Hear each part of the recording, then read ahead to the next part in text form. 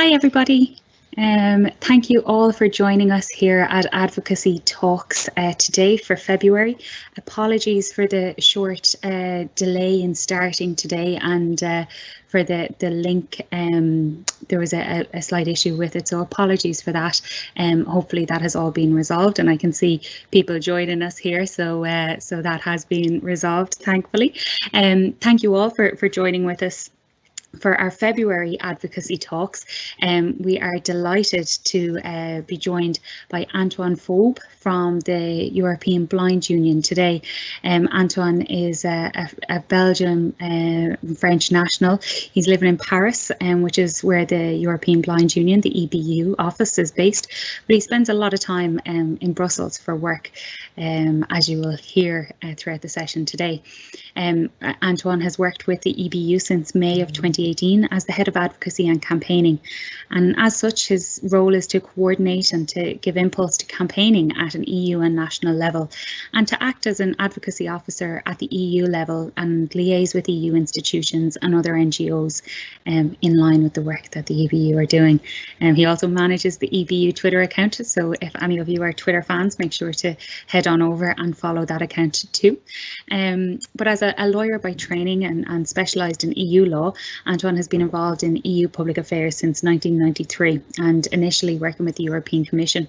His experience is essentially mostly in the not-for-profit sector, and in particular in the area of civil liberties and fundamental rights.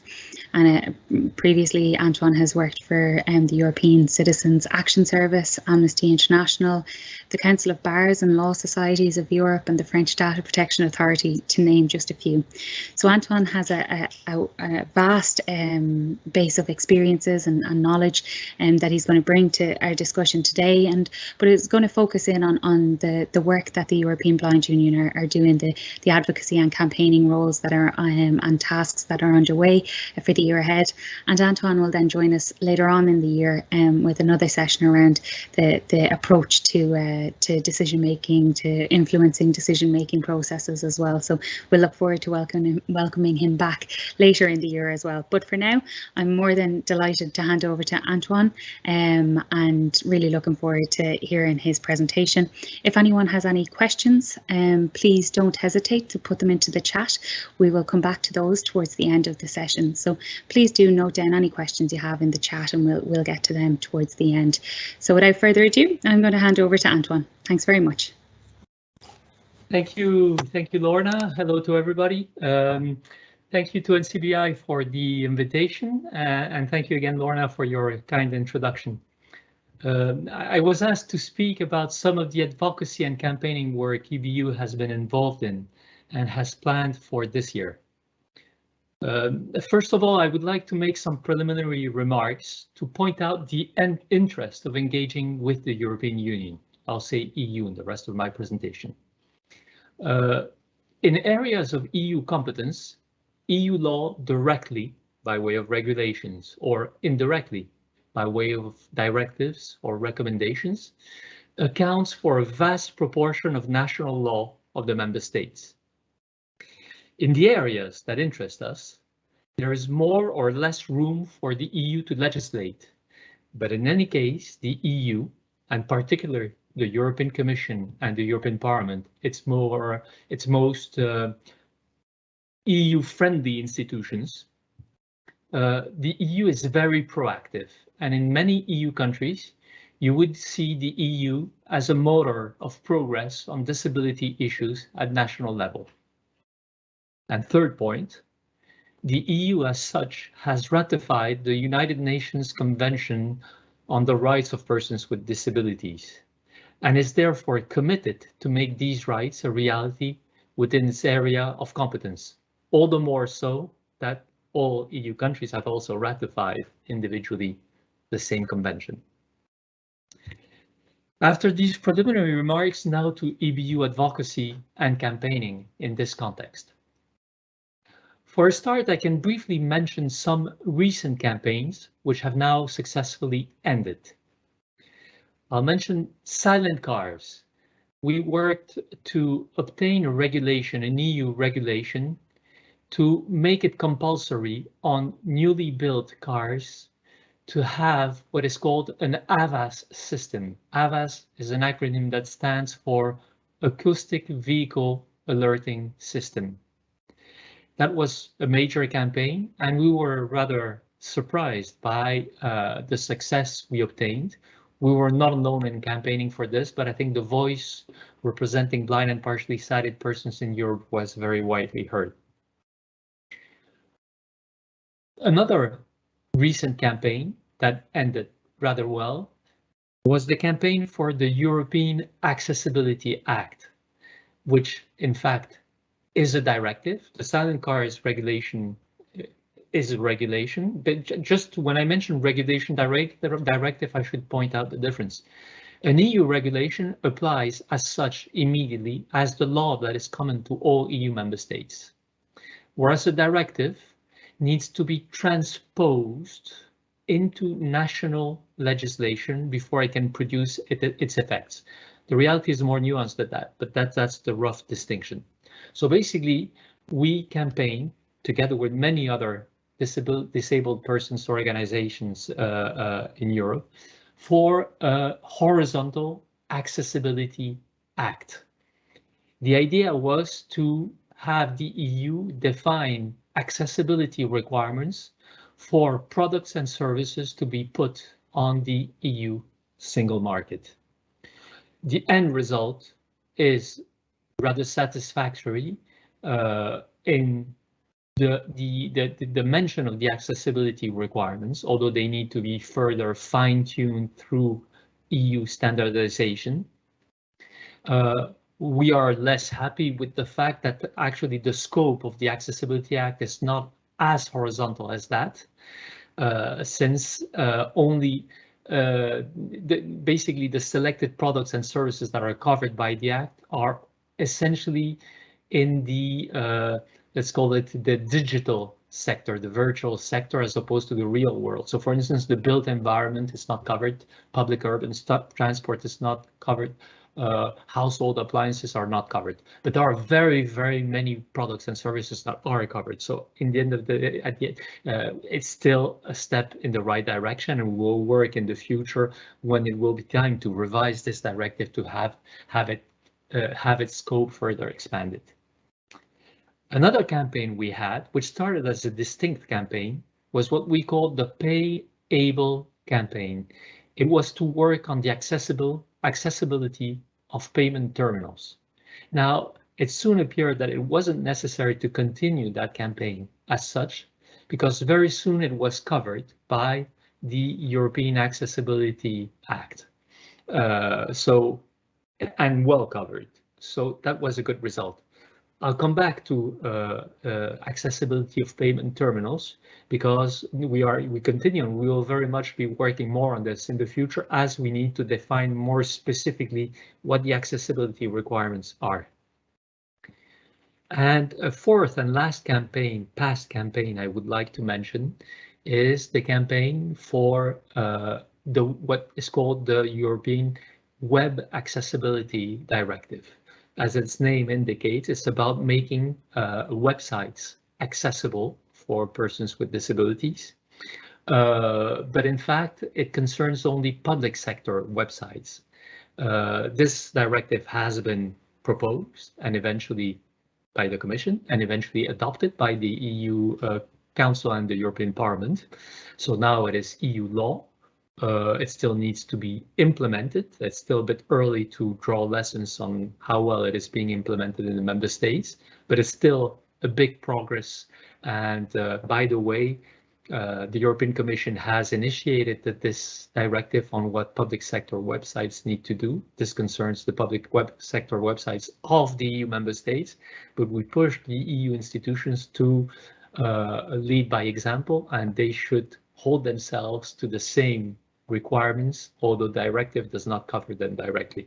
The European Commission has a huge website portal of EU law, namely, and it is not sufficiently accessible. So that's one thing we'll be looking at. Now, let me move now to our objectives for 2022. These build around 5 thematic groups, which are accessibility, equality, political participation, social security, and mobility. I will also mention some horizontal objectives at the end. So let's start with accessibility. Many items there. I'll start with books. We have had in the past, and it is still ongoing, that's why I did not mention it before, a very big campaign, which is the campaign for the Marrakesh Treaty. The Marrakesh Treaty is an exceptional type of treaty since it was signed in the context of the World Intellectual Property Organization, or WIPO, not to protect authors' rights and intellectual rights, but rather to create exemptions for persons who are print disabled. And this, of course, interests very much blind and partially sighted persons. The whole idea of the Marrakesh Treaty, which eventually was adopted and rather quickly ratified by all EU countries and by the EU itself, the Marrakesh Treaty basically brings exemptions to authors' rights to allow the production and circulation of accessible format works, let's say books to make it simple, but it's larger than books, to address what we had described as the book famine in the world. So it is not only about circulation within one country, it's also about circulation of accessible format books across borders. One point we will be working on this year is to try to push for remaining countries in wider Europe, that is beyond the EU, to join the Marrakesh Treaty, and we'll be specifically targeting Western Balkan countries, Albania, Montenegro, North Macedonia in particular, to join the Marrakesh Treaty. Now, for what concerns the EU, and therefore Ireland also, we will want to help the European Commission assess. This is what they have announced in their program for the next years. The Commission announced that it will assess the availability of printed works for persons with disabilities, taking into account the existing EU law. That includes EU law, that includes the Marrakesh Treaty, which now forms part of EU law. And in helping the Commission, we will want to raise two main issues, things we are not happy with about the implementation of the Marrakesh Treaty. One is that the EU, through the directive that implements the Marrakesh Treaty, has allowed member states to choose to provide for compensation for rights holders, authors, publishers, in case authorized entities make use of the exemption afforded by the Marrakesh Treaty. We feel that there is no reason at all for compensation, because compensation would imply that there is a loss of benefit, whereas in fact, if there is a book famine, it is precisely because publishers have failed to deliver accessible format books in sufficient quantities. A second point we will want to raise is that member states, EU member states, should not, as they are, some do, but this is not due to transposition at EU level, some member states are requiring authorized entities to be registered on an agreed list of authorized entities, and this is contrary to the official comments to the Marrakesh Treaty. There is an official comment that specifically says that this should not be the case. So we will want to raise those 2 points, and it will be interesting to know from all EU countries, or our members in all the EU countries, but including in Ireland, of course, whether similar trends appear also in Irish legislation. So we will circulate a questionnaire, and would be useful to hear back from Ireland on this point. A third point on the accessibility of books is that the European Accessibility Act, which I mentioned already, now needs to be implemented.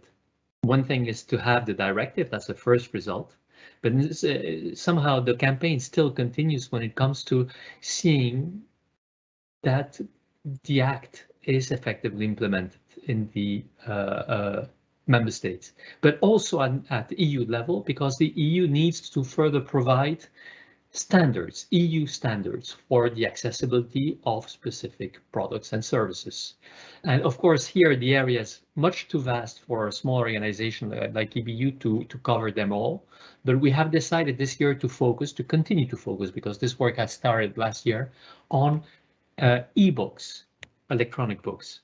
And this is because we have a good dialogue with the Federation of European Publishers, who spontaneously came to us to say this already 2 years ago: what can we do to well prepare the implementation of the European Accessibility Act as far as e-books are concerned? So it is a dialogue, but a careful dialogue, because of course the interests might not converge, and we still want to be sure that the industry standards that they will promote are fit for purpose from the point of view of blind and partially sighted persons. Accessibility still, but this time films. We started a campaign last year to push the European Commission to use the leverage of rather massive funding to the film industry, to use that leverage to promote good practices for the accessibility of films for blind and partially sighted persons. Our idea is that no funding, at the end of the day, no EU funding should go to produce films that don't come with audio description and audio subtitling. We're not there yet. The regulation we've obtained the first result with the program is called Creative Europe, and it is the media sub-branch that specifically is concerned here. So we have obtained a first result with a Creative Europe regulation for 2021-2027 that, more than in the past, integrates disability concerns and the need to promote good practices. Now, in practice this year, we'll be looking at how this has, to what extent this has an impact on the calls for tenders, the Creative Europe media calls for tenders, and in particular, what weight is given in the award criteria to receive EU funding, what weight is given to promoting inclusion, disability in particular, and let's dream a little bit, accessibility for blind and partially sighted persons in particular.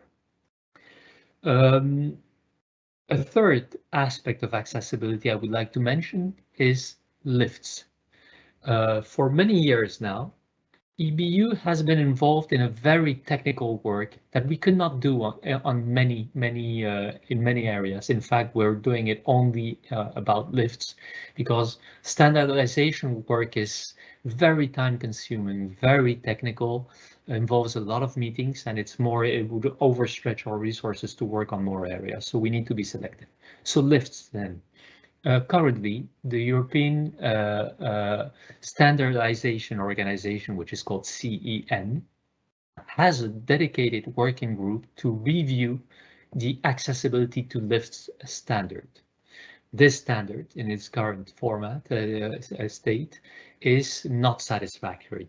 And so we're voicing the concerns together with other organizations, namely the European Disability Forum and ANEC, which is the voice of consumers in standardization. So we're voicing our concerns within that group. We are not official members of the group. We sort of force ourselves to be invited to represent the point of view of disabled persons organizations. And we've achieved some results. So it's still work in progress, but we know that the next accessibility to lift standard is going to be better than the existing one. And we're still pushing for to get as much in there as possible, with huge resistance from the industry, you will suspect. And unfortunately, in EU standardization committees, industry is unfortunately largely overrepresented. So we're fighting the big guys there. Fourth item of accessibility on which we're working, I mentioned it already, it's the web. And here, just to mention quickly the fact that, okay, we've obtained the Web Accessibility Directive together with other disabled persons organizations. Now we would like to somehow use the EU as a role model for wider Europe, especially with candidate countries or potential candidate countries to the EU.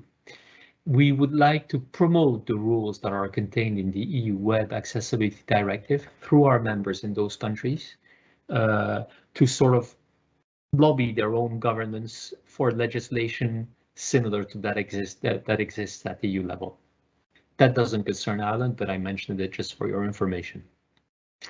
And last point of accessibility, payment and self-service terminals. This is something I know NCBI is very much interested in. I'll say a few words. Again, the European Accessibility Act needs to be implemented.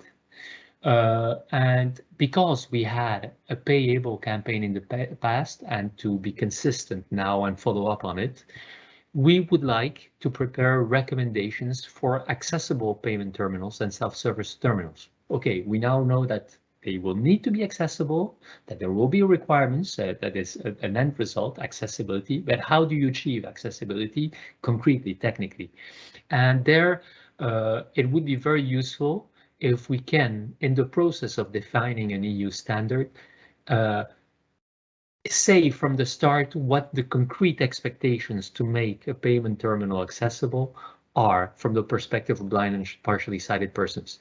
And we will be setting up shortly a task group, a dedicated task group of experts.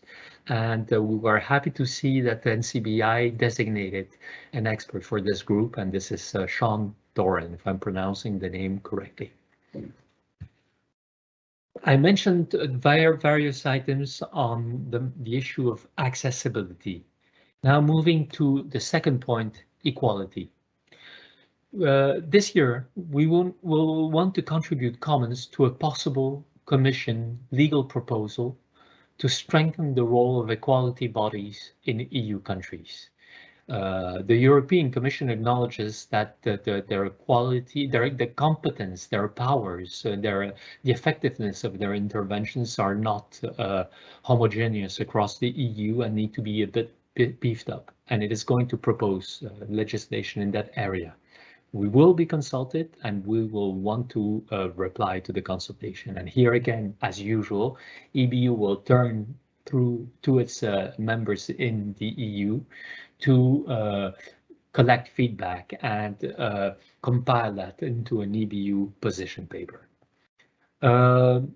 We will also contribute, in terms of equality, we will also contribute input to what is so far called an EU legislative package to improve labor market outcomes for persons with disabilities.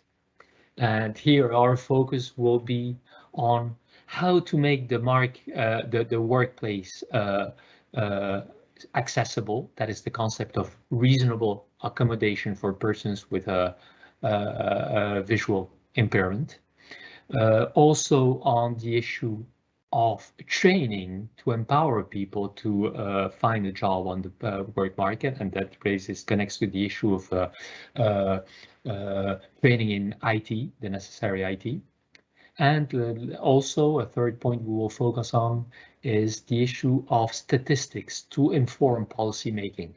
Currently at EU level, but at EU level because at national level there isn't also that material, there isn't sufficiently precise data on disability, and we are lobbying to pushing the Commission to develop data that is disaggregated by type of disability, so we can say what the state of play is completely for persons with visual impairment.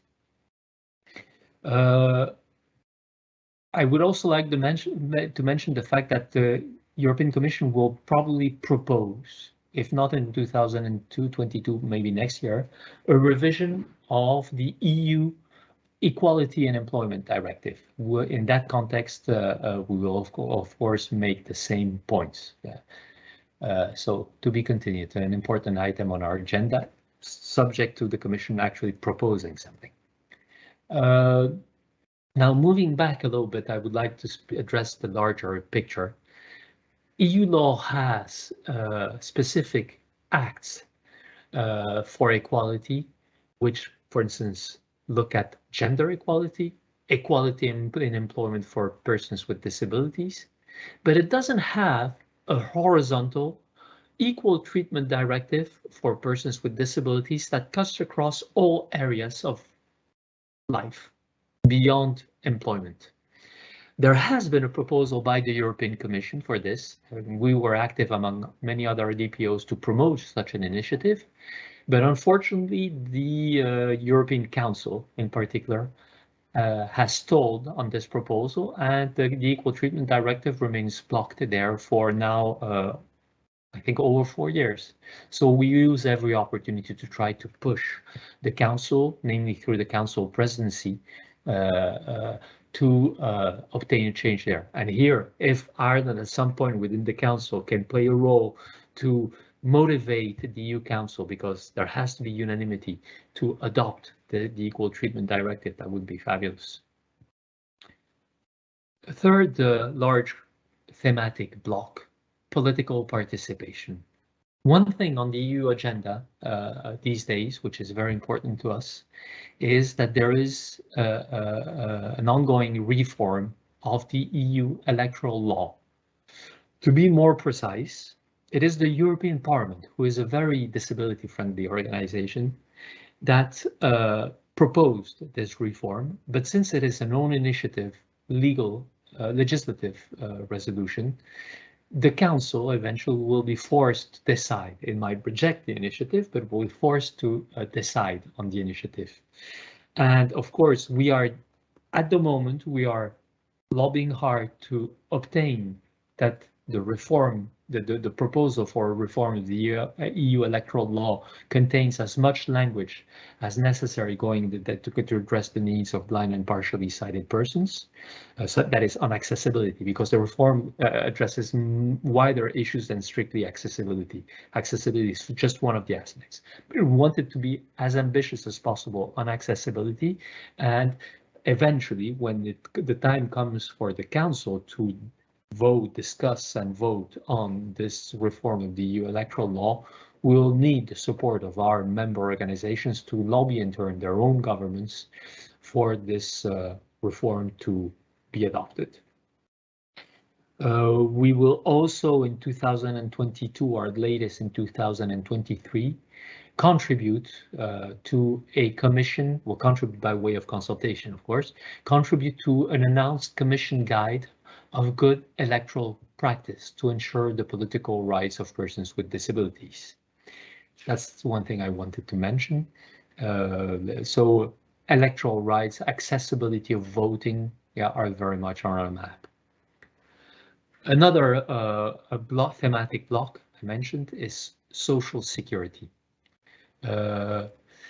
We know this is announced and it has been confirmed. The European Commission will, in 2023 at latest, announce present a legislative proposal for an EU-wide disability card. The idea there is that if you are disabled, say you have a disability, a recognized disability status in Ireland, and you travel to or move to another EU country, that status will be recognized without having to start from scratch. And it should go beyond the current project that it already exists involving only 8 member states, which is just about reduced fares to enter museums or using public transport or things like that. It should be much wider than that, actually being able to have your status recognized without having to take new medical exams, for instance, if you move to another country to work. So we will be looking at that with great interest, and of course we will build on feedback and comments from our members to build the EBU position. Also regarding social security, we hear a concern among some of our members about the fact that disability allowances are sometimes conditioned by means testing, or worse, by the fact that you do not take up work, which of course is unacceptable, because Disability allowances are there to cover for extra costs due to the fact that you have a disability, and it is not contradictory with the fact that you work. And in fact, if you create a condition that in order to get disability allowances, you should not work, you actually undermine the whole purpose, which is actually inclusion of persons with disabilities through work. Very recently, between 2021 and 2022, we have been solicited by our member in Croatia to support their representations with their government because there was a new welfare state act in Croatia that was going exactly the wrong direction. And it seems that the EBU intervention paid off. We have to be modest. We don't know exactly what impact we had, but we noticed that we received responses very high up, including from the President of the Croatian Republic and the Prime Minister, reassuring us that the initial text was changed and that in fact the concerns of our Croatian members were fully addressed. So that is good news. But we know there are other countries in the EU that still have the same concerns in their national legislations. After social security, let me mention mobility. This is a rather more prospective area of work. We have a project we call Pascal, which is to actually study and report on the public acceptance of connected and automated vehicles. Basically, the questions we have is connected and automated vehicles bring a beautiful perspective for blind, visually impaired persons to be able to move autonomously. They are in a car alone, but they don't need to be able to see and drive. They're being driven. Okay, and same thing for public buses, for instance. So all this creates a new perspective to mobility, which is interesting. But if accessibility concerns are not well addressed from the outset, connected and automated vehicles will end up becoming a further barrier to inclusion rather than a source of progress. And so our project will produce reports already in 2022, some initial results. And this output we will want to be using, and we have been invited, we have invited ourselves a little bit, we have asked to be invited to speak at the International Transport Forum in Leipzig this year, and also in an event called the European Annual Mobility Week, just to put the issue on the map. We're not ready to lobby yet, but just to sense it, or we can already start sensitizing on our initial observations. I'm almost at the end of my presentation, just to mention very few horizontal objectives. EBU wants to play an active role in the new so-called disability platform that was launched by the European Commission in 2021. And there has been already one meeting, and we're preparing the next meeting. This is where EU-level disability organizations unite with EU institutions and including representatives of member states to discuss disability issues. And we want this platform to be a place where really we can discuss legislative initiatives that are necessary to put some new issues on the map, etc. So basically, it's a tool that needs to be developed. We need to push it to be an ambitious tool and not just some place for your usual type of conferences. It has to be driven towards producing concrete effects. We also want to become involved in the European Resource Center that has been announced, which creation has been announced recently by the European Commission, which is called Accessible EU. It's supposed to be a resource center to discuss accessibility issues in general. We don't know exactly what it's going to do concretely, but we want to be in it and make sure it delivers on its potential ambitious as much as possible. This European Resource Center, Accessible EU, is going to be launched in 2022. And yeah, two more things. In general, like every year, we want to respond to public consultations from the EU institutions and particularly from the European Commission, who has the initiative of EU legislation. Any public consultation of direct interest to blind and partially sighted persons. And we respond to many public consultations, but we also have an issue, a horizontal issue that we want to raise all the time, is that these consultations, who are online by way of questionnaires and all that, often present accessibility issues. That meaning that the surveys for the public consultations are not sufficiently accessible. I'll give one example. To access the form, you need to go through a CAPTCHA test, which is not fit for purpose for visually impaired persons. So we have an issue also with the format of these public consultations themselves. But it is very important when soliciting. The EU is really very good at always consulting stakeholders before going ahead with the legislative initiative. So we have to respond present when we are consulted on issues of interest to us. But we need, and this is an important nuance, we need the input, the feedback from our members through what we call through a dedicated list. We have to communicate with our members in the EU, and sometimes we don't have sufficient feedback input from our members to really form an EBU position, credible EBU position. I'll stop at that and just draw your attention to the fact that if you're curious about EBU, don't hesitate to visit our website, which is www.euroblind.org. And I lend myself to any questions you may have, and thank you for your kind attention. Thank you so much, Antoine. And I'm going to pass us over to Liz to see if there's any questions from the chat. Antoine, thank you for a wonderful and very informative presentation. Yes, indeed, we do have some questions for you. A very easy one to start with. How many people work in the EBU and how is it funded? We have a staff of 6 persons.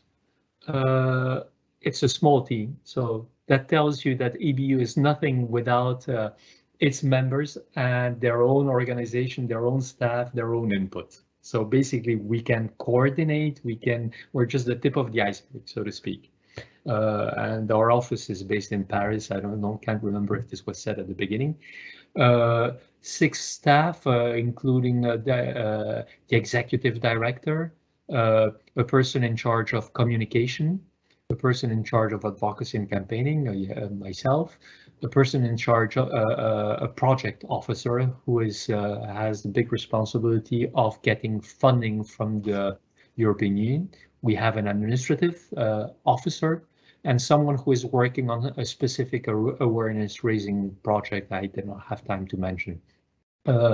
We are funded very largely so, not exclusively, but by our members. That's one thing. But I think that I don't have the exact figures, but I think about close to half of our funding must be from the European Commission itself through a program which is Rights, Equality and Citizenship, an annual funding. And each year we have to apply for funding. And let's say the truth, the Commission is very good, I think, and it deserves to be complimented for considering that the input of civil society organizations is very important. So they fund largely to obtain this participation. Thank you for that background. Another question here, Antoine. Does the AVIS that you mentioned on electric cars cover e-scooters too? That's a big issue for blind and vision impaired people in Ireland because e-scooters are now being used everywhere. E-scooters, I'll answer your question, but I'll start by saying one thing. I did not mention in my presentation e-scooters, and at the same time, there is a growing sense among our members that this is an area where we will want to pull our strength to work on, and we put it more largely in the issue of new forms of urban mobility, which raises a lot of concerns. Unfortunately, the answer to your question is no. AVAS, the regulation on silent cars concerns vehicles beyond cars. It also concerns trucks and buses and all that, but it does not concern e-scooters. So there is a void there. But you could also mention bikes, which you see more and more in cities and all that. So it has to be addressed rather than through motor vehicles. It has to be addressed rather through the concept of new forms of urban mobility. But we will certainly want to be active in this area in the future, but we still need to sound out our members to see if they want to pull their strengths here. Thank you. And I know Lorna, our advocacy manager here, has been doing some great work on investigating that issue and submissions on that grounds. Another one for you, Antoine. A lot of government body websites are not compliant with the Web Accessibility Directive. Is there any EU group that we could complain to about that? Well, there is the Web Accessibility Directive includes, I'm not 100% sure because this was a campaign that started before I was working with EBU, but I'm reasonably sure that in the Web Accessibility Directive, an obligation is put on member states to designate an authority to which one can complain in one's own country if a public sector website is not, in fact, accessible. One of the issues, it doesn't really answer your question, but one of the issues is that there needs to be on the website, the concerned website itself, there needs to be a link, a possibility to directly address a complaint about the accessibility of that website. And often that element itself is not sufficiently accessible or visible for someone with a visual impairment. So we need to, there will be, like for any EU legislation, there is always a moment of review of the effectiveness to then for the Commission to assess whether it is necessary to come back with an improved text. The evaluation has started but not ended yet. But certainly the Commission will find that the directive is still very largely not sufficiently implemented in practice. The national legislation is there, but websites are lagging behind in practice. Thank you, Antoine. Another one for you, if I may. You mentioned several times that aspects of the EU Accessibility Act needs to be implemented. Can you tell us why this has not been done yet? What are the challenges there? It's not, sorry if I wasn't clear, it's not a fault. The European Accessibility Act has a deadline for its implementation from the moment the act was adopted, and the deadline is somewhere in 2025, so we're not there yet. And if a producer puts today or tomorrow a new product, say an ebook or a payment terminal, on the market that is not accessible as required by the Act, that producer or manufacturer would not be at fault yet. So they have time to prepare, but it's a long process. And to be quite honest, it's difficult for manufacturers to deliver on accessibility without having already the standards, the EU standards that accompany the general requirement of accessibility, and this is still a largely work in progress. So I suspect that there will be some delays that are, the deadline will not be fully respected, but still, there is still a lot of time ahead to work towards implementation. So there's deadlines looming for a lot of these aspects, Antoine, you're saying, yeah? So there are two aspects in implementation: transposition into national law, and also manufacturers themselves preparing to have products they put on the market from 2025 onward, ensuring that these products and services are accessible. A big task, no doubt, for a lot of manufacturers. One final question under the issue of equality that you raised. You mentioned that the Equal Treatment Directive across all areas, some challenges there. Can you tell us what those challenges might be in moving this forward? Well, The Equal Treatment Directive is being blocked by one country of the European Union, within the Council of the European Union, one country that is not famous for not being progressive on disability issues, and this is Germany. A large country, a powerful one within the Council, and quite frankly, it's unclear to us because the Germany has never made it very clear why it is blocking on this Equal Treatment Directive. What we do know is that although Germany stands out as the country that is blocking the adoption of this Equal Treatment Directive, there are also other countries who don't speak up, but probably are happy that Germany is blocking it. So it's not just a question of having Germany change its mind. The problem we have today is that basically the Equal Treatment Directive is not on the agenda anymore. There's no talk about it. The Commission itself seems to have renounced a little bit to push. It had prepared the proposal, and it had provoked a position of the European Parliament, and then it's blocked at the Council. Normally, the Commission would want to push again and insist that there be a decision. It looks quite frankly like the Commission is going to drop the proposal because the time is not ready yet. But the question is why? What were the reasons for reluctance by some countries? It's still a mystery in lobbying, quite frankly. Thank you, Antoine. That's all the questions I can see, and there doesn't seem to be any more coming in. Thank you again for answering all those questions. I'm going to pass back to Lorna now. Thanks so much, Liz, and thanks, Antoine, and thanks to everybody who sent those questions in.